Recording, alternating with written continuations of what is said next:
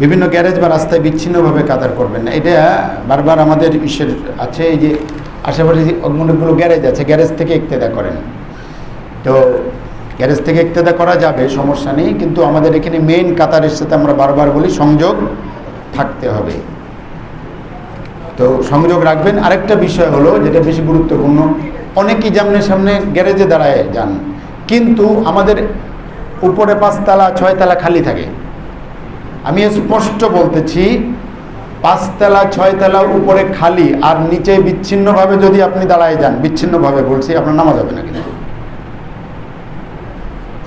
হ্যাঁ, উপরে ভরে গিয়েছে, নিচে বৃষ্টি কাদা আর কারণে দাঁড়াতে পারতেছেন না যদি, তাহলে হলো আল্লাহ চাইলে হয়তো মাফ করে দিতে পারেন, সেটা ভিন্ন বিষয়। কিন্তু কানুন বা হুকুম বা মাসালা হলো এটাই যে যোগাযোগ ঠিক রাখতে হবে। বোঝাতে পারছি? যোগাযোগ ছাড়া আপনি ওই মাথায় দাঁড়ায় গেলেন, কোনো আগে পিছের সাথে যোগাযোগ নাই, আপনি যদি কষ্ট করে আসলেন, আপনি কিন্তু নামাজ পড়া ছাড়াই চলে গেলেন। আর উপরে অবশ্যই খালি রাখবেন না। উপরে কি রাখবেন না? খালি রাখবেন না।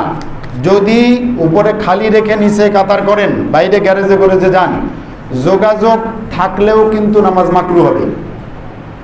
নামাজ হবে মাকরু হবে। কেন? মেন মসজিদ তো এখনো ভরে নেই। আর যদি যোগাযোগ না থাকে তাহলে কিন্তু নামাজ হবে না। বৃষ্টি কাদার হিসাবটা অনেকটা ব্যতিক্রম, সেটা তো ওজনের বিভিন্ন দিক আছে, কিন্তু যোগাযোগ রক্ষা করা যাচ্ছে, তবুও আপনি আপনার মতো যোগাযোগ রক্ষা করা ছাড়াই কি করে দাঁড়াই গেলেন।